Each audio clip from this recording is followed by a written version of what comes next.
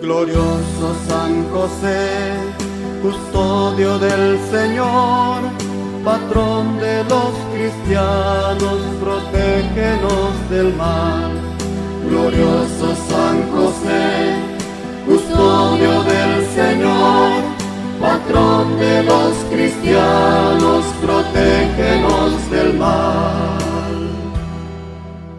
Ante tus plantas, oh San José, humilde ruegos damos con fe.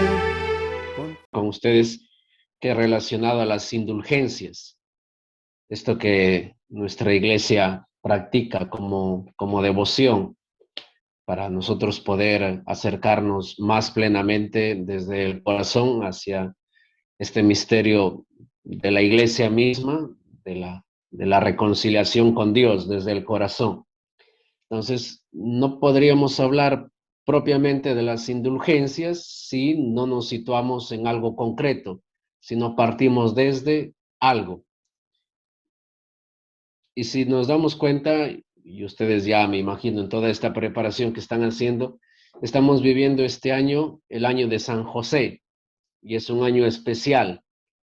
Es un año donde, pues, meditando la persona del Padre que adopta a Jesús aquí en la tierra, se nos invita también a cada uno de nosotros a reflejar nuestra devoción, nuestro amor a este santo patrón de nuestra iglesia, a este modelo también de la Sagrada Familia. Entonces, desde esa gracia de vivir este año de reflexión en torno a la figura de San José, es que se adentra también el tema de las indulgencias, el tema de fortalecer nuestra fe, de fortalecer la vida eucarística, la vida sacramental en general. Entonces, antes de entrar propiamente al tema de las indulgencias, yo quisiera que empecemos viendo algo de este año de San José.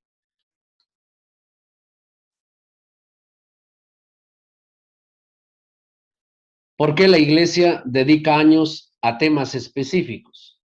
Ya me imagino, nuevamente repito, ustedes ya han escuchado en alguna vez el año de la misericordia, el año de la fe, el año mariano, el año de la Eucaristía, ¿no? Hoy repito, estamos en el año de San José. ¿Por qué la Iglesia dedica años a temas específicos? Bien sabemos que nuestra Iglesia se rige por esta situación o este ámbito que parte desde un calendario litúrgico, donde nosotros sabemos qué fiesta, qué tiempo estamos viviendo. Estamos viviendo el tiempo de la Pascua, de la Navidad, de la Cuaresma, del Adviento. Estamos celebrando esta fiesta, esta solemnidad, esta memoria. Todo esto rige desde el ámbito litúrgico para nosotros saber, poder orientar nuestra fe. Entonces, desde allí, la manera general son esto, ¿no? Lo que es las fiestas, Pascua, Navidad, Cuaresma, Adviento. Sin embargo, los Santo Padre, los papas, pueden dedicar un tiempo para que se reflexione con mayor profundidad sobre un aspecto específico de la enseñanza, de la doctrina de la Iglesia Católica. Entonces, aparte de ese tiempo grande que ya está fijado por la tradición de la Iglesia y que está contenido en el calendario litúrgico, el Papa, como cabeza de la Iglesia visible de Cristo, puede dedicar un tiempo para reflexionar sobre un tema específico. Algunos papas, como dije en su momento, han escogido recientemente, por ejemplo, el año de la fe, que justo fue en ese cambio de autoridad dentro de la Iglesia de Benedicto XVI al Papa Francisco, ¿no? El año de la fe. También se ha vivido el año de la Eucaristía o el año del Jubileo de la Misericordia, 2015, 2016, por ahí. Entonces, para reflexionar sobre algo específico, algo en concreto.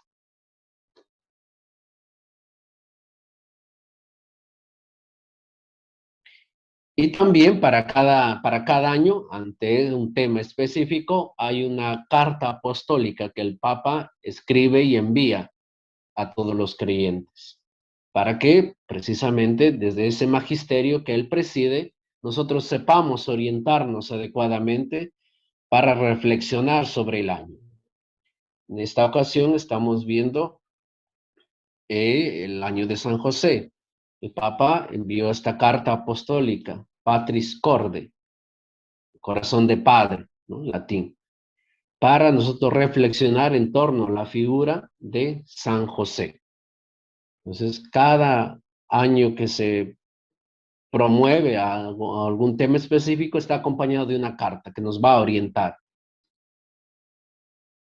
Y sin lugar a duda, desde allí parte que es una invitación profunda de conversión. ¿De conversión de qué? De vida. A nivel personal y a nivel también pastoral, ya que todos somos iglesias, somos una comunidad.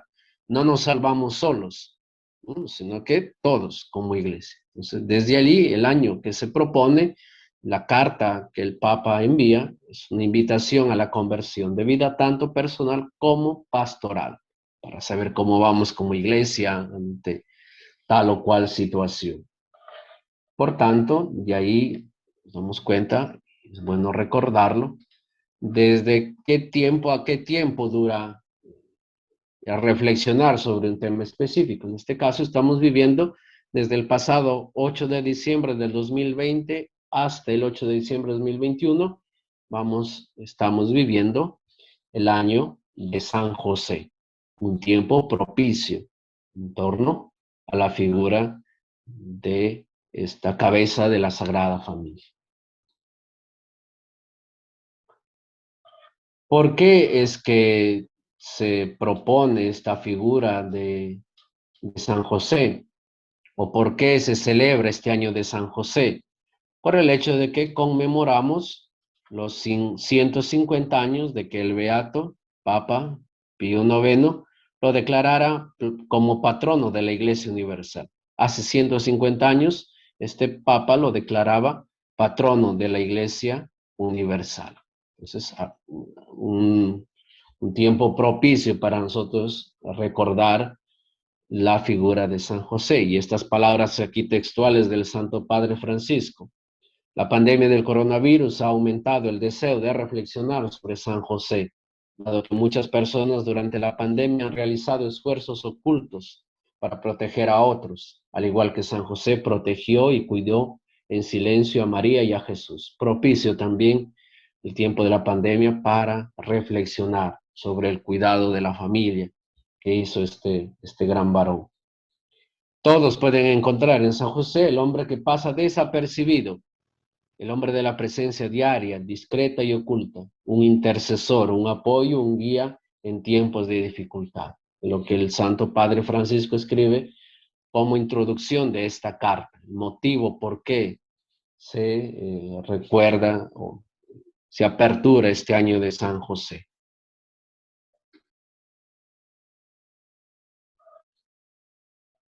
Desde aquí también es bueno recordar el accionar de San José, que tiene un lugar especial en la vida de la iglesia.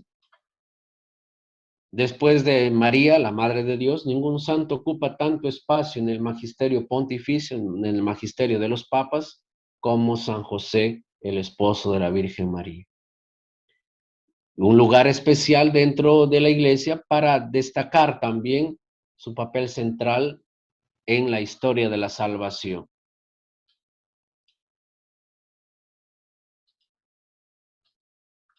El Papa Pío IX lo declaró patrono de la Iglesia Católica. Pío XII lo presentó como el patrono de los trabajadores. Celebramos el 1 de mayo. El Papa San Juan Pablo II lo presenta como el custodio del Redentor, aquella imagen viva de la Sagrada Familia. Y el pueblo cristiano, todos nosotros, lo invoca como el patrono de la buena muerte, ¿no? Porque tuvo esa gracia de morir junto a María o morir resguardado su último momento por la Virgen María y nuestro Señor Jesucristo. Entonces, hasta aquí vemos en cómo pues la figura de San José no pasa por desapercibida dentro de la vida de la iglesia. Tiene un porqué en nosotros recordarlo, ¿no? Siempre ha sido bueno estas tradiciones dentro de la iglesia, estas costumbres que nos ayudan a fortalecer nuestra fe, a mirar también quizás desde abajo el sentido de los santos, el sentido de una iglesia que camina, de una iglesia que peregrina. Entonces, ocupa un lugar especial San José. Y al celebrar este año especial, celebrar una devoción, la iglesia propone ciertos matices, ciertos aspectos que se deben profundizar durante un año, que nos van a ayudar a nosotros a fomentar nuestra fe, a darle fortaleza. Y aparecen signos durante el año santo, durante el tiempo de acercarnos hacia el misterio de algo concreto. Uno de los signos que es conocido y, por ejemplo, que tuvo mayor, pues, que se dio a conocer fue en el año de la misericordia, esto que es el paso por la puerta santa. La puerta santa, el obispo de la diócesis y cuáles las iglesias que son consideradas como lugares santos durante este año para ir en peregrinación. Los santuarios marianos, la catedral misma, todo ello para que nosotros también fortalezcamos esos lazos de ser iglesia, ¿no? Del peregrinar como iglesia. Así como somos peregrinos en esta vida hacia una vida con Dios en la vida eterna, pues también tendremos que peregrinar hacia lugares donde nos podemos encontrar con Dios desde una devoción particular, que puede ser los santuarios, la catedral misma. Y el cruzar estas puertas es signo de entrar a una vida nueva, de una conversión. Esto, como repito, se hizo, por ejemplo, en el año de la misericordia, el Papa Francisco. Aquí estas imágenes muestran en la puerta de la Basílica de San Pedro. Aquí también en la arquidiócesis se hizo eso, en el año de la misericordia. Este año también se hubiese hecho de San José, pero como estamos en esto de la pandemia y todo, como que se evitó, ¿no? Se evitó. Se dejó tan solo en otros criterios que vamos a ver más adelante.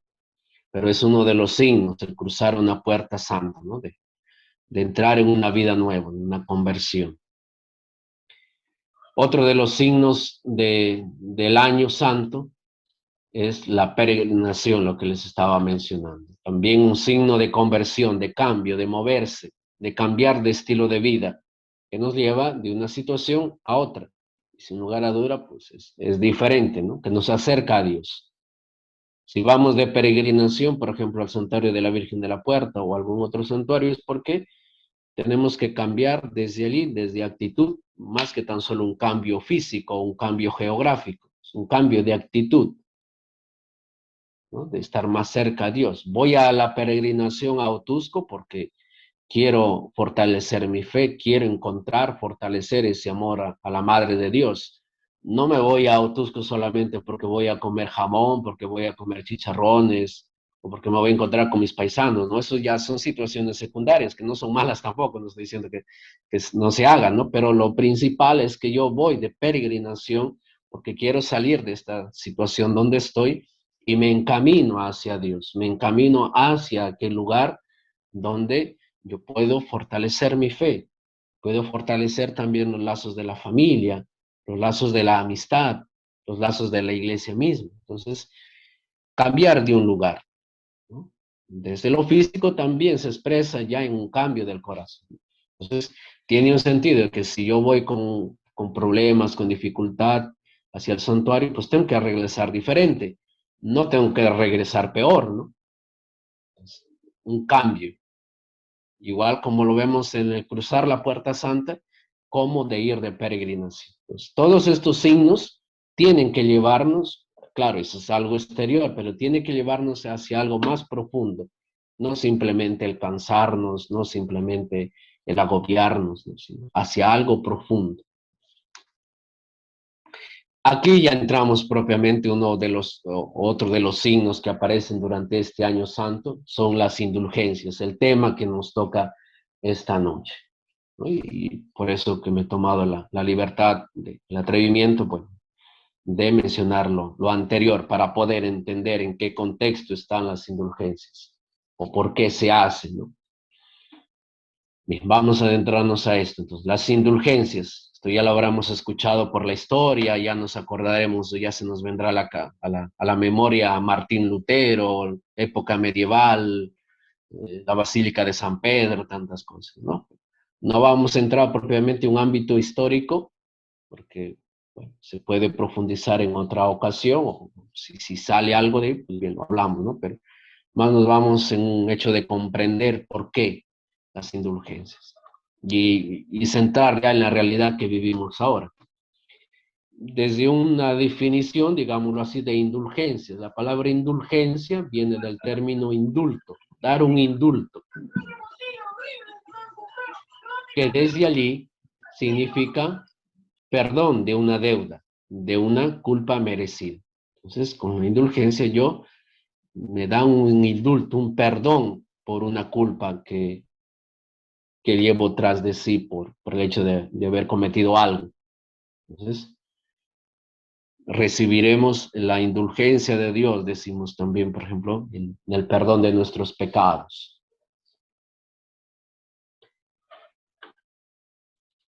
¿Qué son las indulgencias? De manera general, una gracia que concede la Iglesia por los méritos de Jesucristo, por los méritos de María y de todos los santos, para borrar la pena temporal que queda como consecuencia del pecado. Entonces, el pecado que se comete se perdona. El sacerdote, en la persona de Cristo, perdona ese pecado que tú has cometido, pero queda una pena temporal. Queda todavía, queda, digámoslo así, queda rastros, huellas de ese pecado que tú has cometido, ¿no? Se te perdona, se te reconcilia con Dios, encuentras la quietud de tu alma, de tu espíritu, pero queda todavía un rastro de ese pecado que tú has cometido. Y lo que las indulgencias quieren hacer es, de manera general, pues borrar esa pena temporal, ¿no? Para que estemos limpios. Lo vamos a ir viendo más adelante, pero se logre entender. En el sacramento de la penitencia se perdona la culpa y la pena. Uy, uy, ¿esto qué es?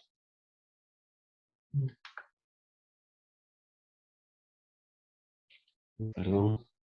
En el sacramento de la penitencia se perdona la culpa y la pena eterna, ¿no? Se perdona la culpa que tú llevas dentro de tu corazón, de tu ser, por aquel pecado que has cometido.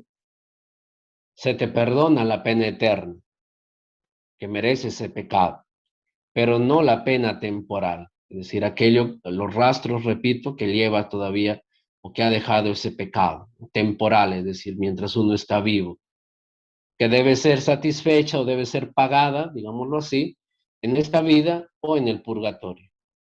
Ya sabemos que el cielo es una vida de felicidad, una vida perfecta con Dios. Lo vamos a ver cara a cara.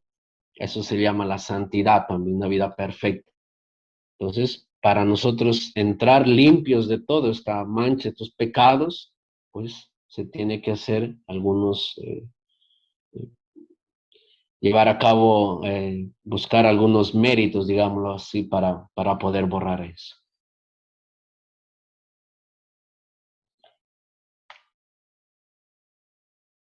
La iglesia tiene el poder para efectuar la remisión de dicha pena temporal, de aquellas huellas que todavía te ha dejado el pecado, porque el Señor se lo ha dado a la iglesia. Lo que ates en la tierra quedará atado en el cielo y lo que desates en la tierra quedará desatado en el cielo. El Evangelio de San Mateo. ¿Me permite? No sé si se puede borrar esto. No sé qué ha pasado. Ya, a ver. Un momento, por favor.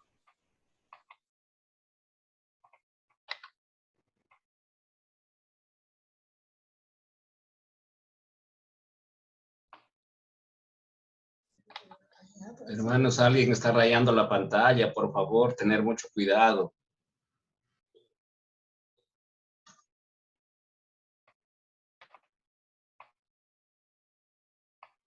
¿Logran ver la pantalla?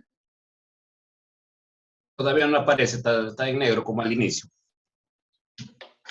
A ver, me avisan porque ya lo proyecté, pero no sé si...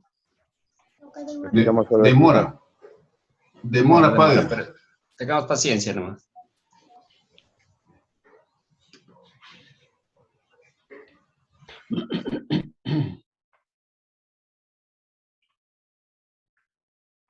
Me avisan cuando aparece. Bueno, yo ya lo proyecté, ¿no? Pero por esto de la internet parece que... Padre, para que sea más fácil de repente que se vea, usted... Oh, ya está. ¿Ya? ¿Sí? ¿Pareció? Sí, sí, ya está. Ok. Bien, entonces la iglesia tiene esta potestad, este poder de efectuar la remisión de dicha pena temporal, de las huellas que deja todavía el pecado que uno ha cometido, que ya se le ha perdonado, ya encuentra la tranquilidad de tu alma, pero queda una huella que no se repara completamente. Entonces, a eso se llama, esas huellas de este pecado se llama pena temporal. La iglesia tiene esa potestad de efectuar, de dar ese perdón, de limpiar esas huellas, por lo que el Señor se lo ha dado, la autoridad. Lo que ates en la tierra quedará atado en el cielo y lo que desates en la tierra quedará desatado en el cielo. El Evangelio de San Mateo 16, 18, 19. Con el sacramento de la confesión recibimos el perdón de Dios, eso lo sabemos, no por los méritos del sacerdote, sino por los méritos de Dios, de Jesucristo mismo que se sirve del sacerdote.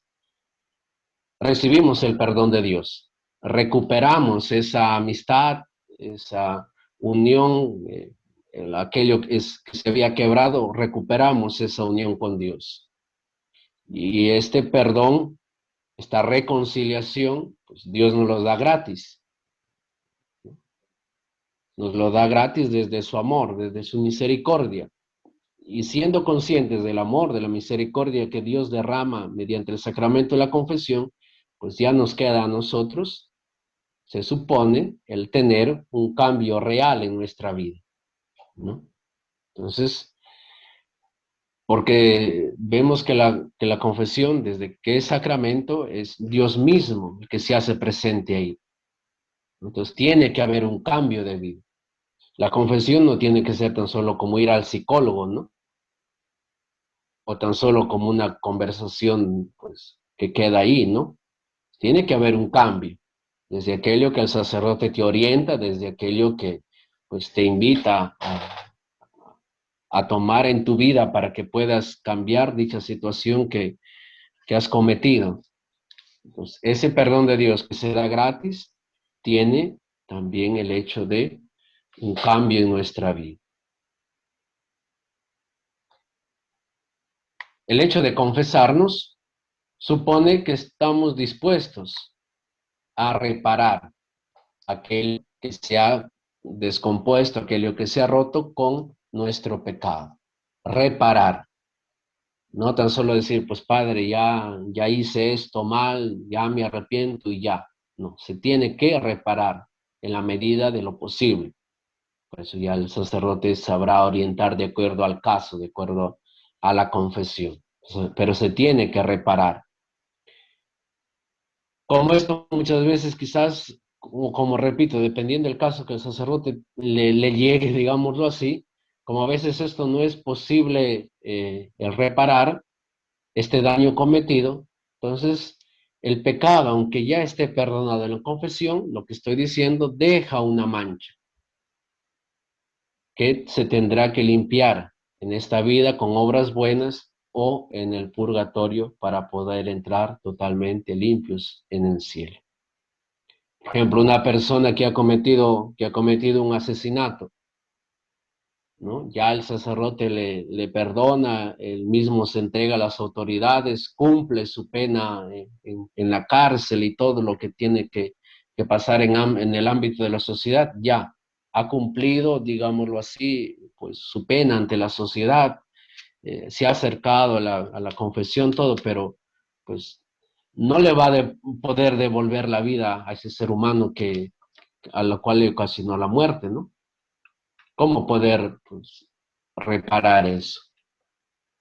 Entonces, aunque ya ha sido perdonado en la confesión, deja esa mancha que esta persona, si sigue el camino de Dios, tendrá que limpiar con obras buenas. Allí es donde esta persona tomaría ese plus, digámoslo así, de la confesión, de la misericordia de Dios, que son las indulgencias, que son con obras buenas. ¿Sí? Tendrá que hacerlo aquí en la tierra o si no, pues en el purgatorio, para poder entrar totalmente limpio ante la presencia de Dios. Lo que tanto estoy pues repitiendo, ¿no? El ejemplo más sencillo. El pecado es como un clavo que penetra en la madera. La confesión saca ese clavo, pero naturalmente, pues, este deja una huella, un agujero en la madera. La tarea, digámoslo así, el fin de la indulgencia es como el reparador que tapa ese agujero y deja la madera como nueva, ¿no? Porque al sacar el clavo, claro, ahí deja esa huella, deja ese dolor, esa culpa ahí, está todavía presente, aunque ya se haya sacado el clavo. Las indulgencias es aquel que va a sanear totalmente, ¿no? Va a tratar de dejar como nueva la madera. Ya eso aplicarlo para ya, nosotros mismos, el corazón, el alma, tanto de nosotros, nivel personal, como de aquello que se pueda ofender con el pecado al prójimo.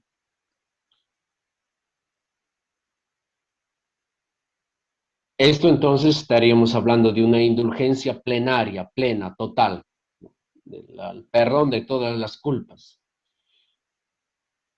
Al ser perdonada todas las culpas, nosotros estaríamos como recién bautizados, con el alma totalmente limpia de toda culpa, ¿no? Porque ya Dios, la iglesia misma en su potestad, ha hecho posible que esa pena pues se vea limpia, ¿no? Se vea borrada. Todo esto es posible, pues, pues bien, la iglesia, ¿por qué pide que se haga tal cosa? Pues bien, la iglesia tiene esa autoridad recibida del mismo Cristo. ¿Y por qué es posible?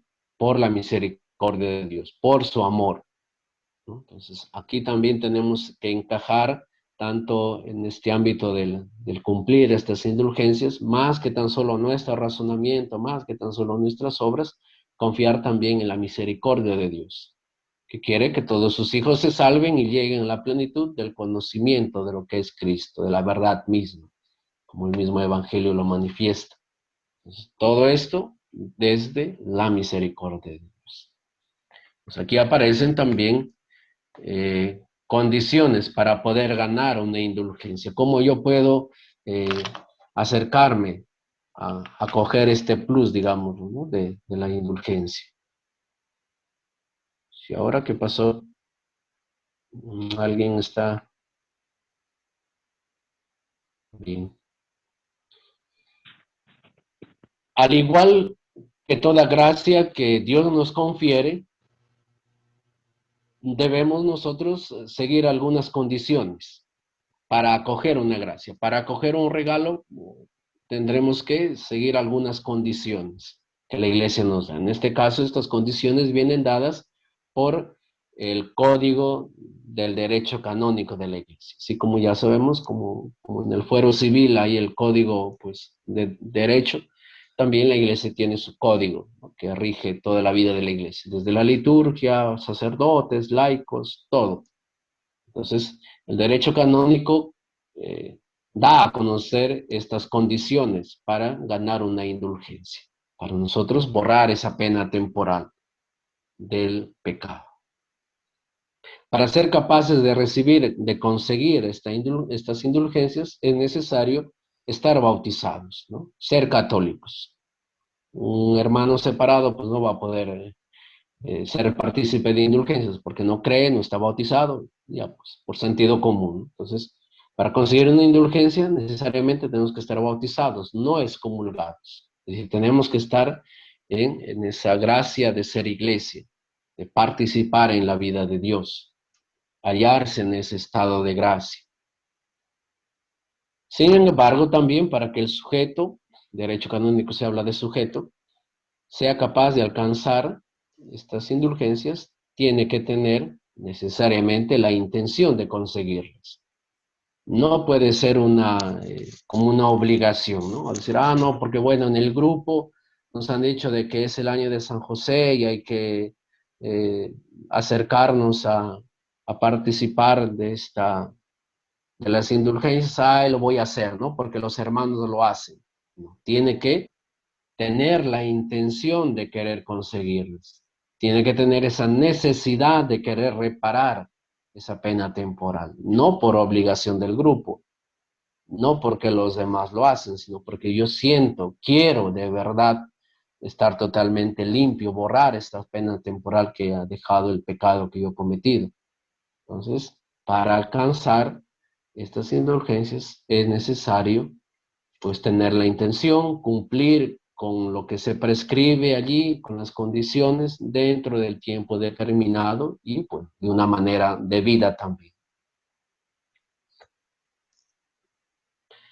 Por lo que se refiere a esta concepción, a este dar, estas indulgencias, se han de observar pues también algunas otras prescripciones que contienen las leyes peculiares de la Iglesia, ¿no?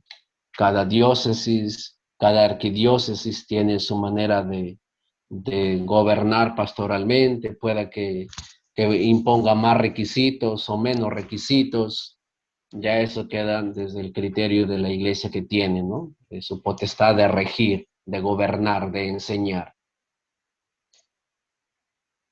Aquí, lo que ya habíamos estado, algo se mencionó, aparecen qué tipos de indulgencia existen. Las indulgencias pueden ser parciales, se puede obtener varias veces durante el día, o según las indicaciones que tenga la Iglesia, o las plenarias totales, ¿no? Que se pueden obtener una vez por día y especialmente en fiestas o celebraciones importantes, ¿no? Lo que más se habla son de las indulgencias plenarias, de lo que ahora se nos ha invitado a que podamos tomar, a acoger durante este año de San José, una celebración importante.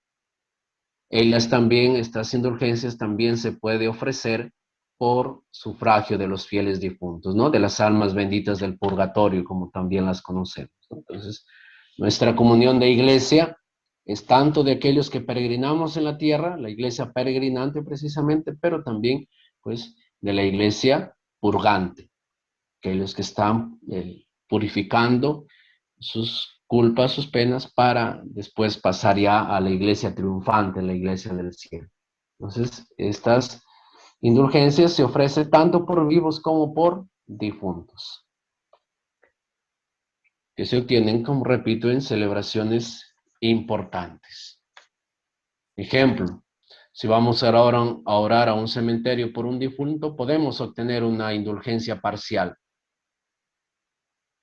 pero en el hecho de que se tiene que hacer durante los primeros 8 días del mes de noviembre. Podremos desde allí recibir una indulgencia plenaria. Si es que lo hacemos durante los 8 primeros días de noviembre, siguiendo las normativas que la Iglesia presenta, rezo del Santo Rosario, la visita al Santísimo, una peregrinación, la confesión misma, el orar por el Santo Padre, que ya va a aparecer en su momento. Existen también varias fechas especiales con las cuales se puede obtener una indulgencia plenaria, como es el Corpus Christi, el Pentecostés, Viernes de Cuaresma, ¿no? Fechas especiales. Bueno, aquí tener en colación la diferencia entre indulgencias parciales y plenarias es que en estas últimas, en las plenarias, se perdona todo el rastro del pecado, todo el rastro, permitiendo al alma quedar con la gracia de entrar directamente al cielo. Mientras que con las parciales se borra solo una parte de la pena de los pecados, es de menor grado, para poderlo entender así, por grado. Y bueno, aquí aparecen, por ejemplo, el año que estamos, las condiciones para poder ganar la indulgencia en el año de San José. Aquí aparecen algunas de las condiciones.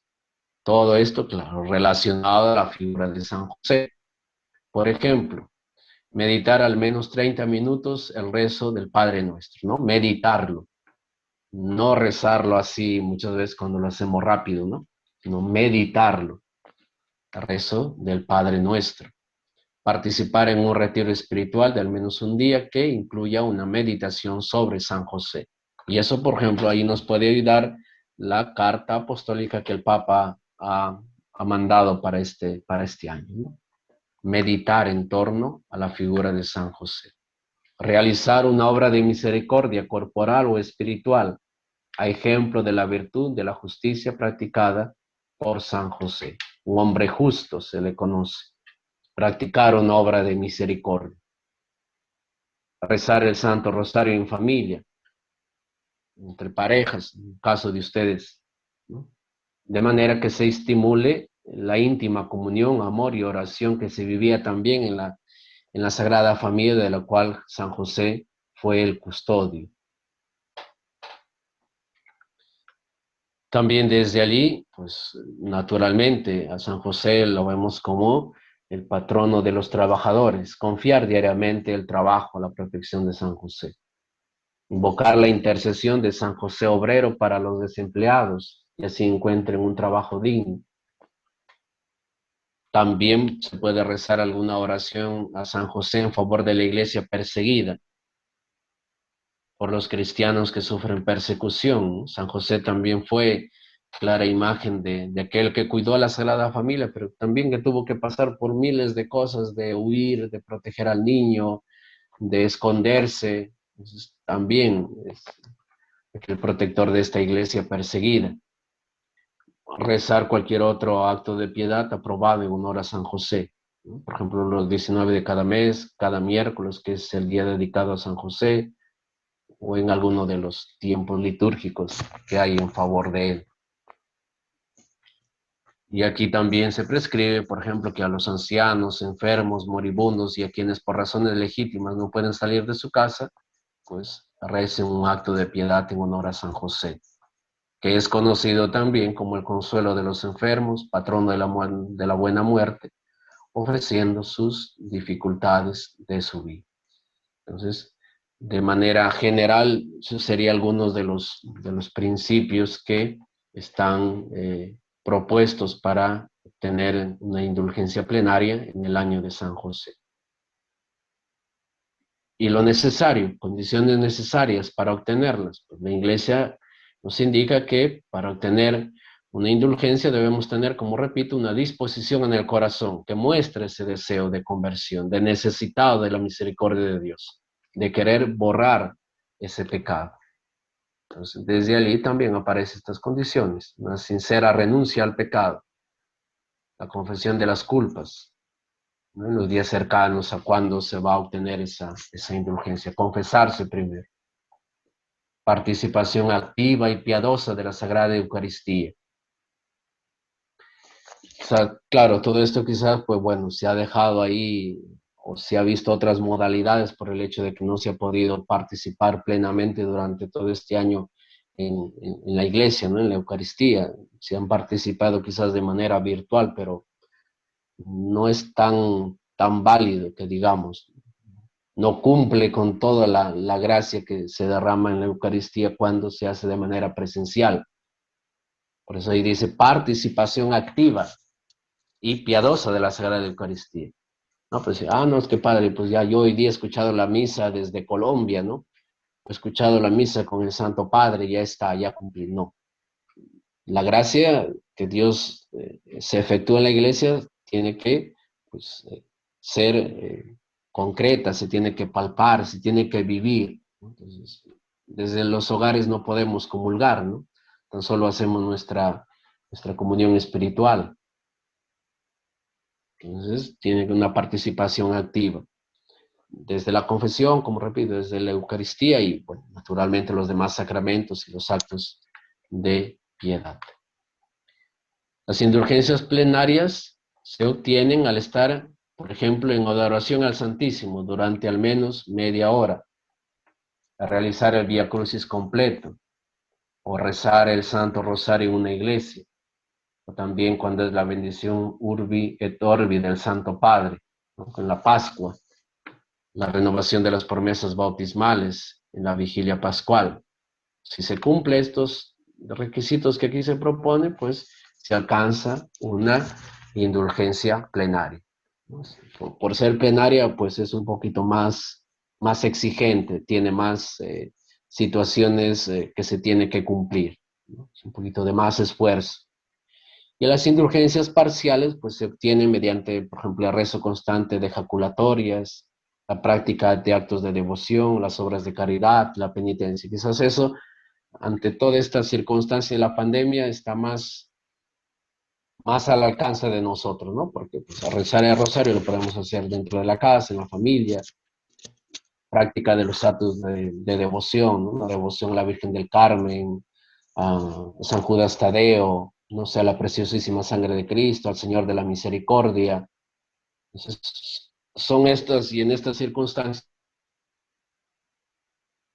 penitencia, porque las plenarias, como digo, pues adoración eucarística, participación activa de la misa, peregrinación, es un poquito más exigente, por eso, bueno, repito, plenarias, ¿no?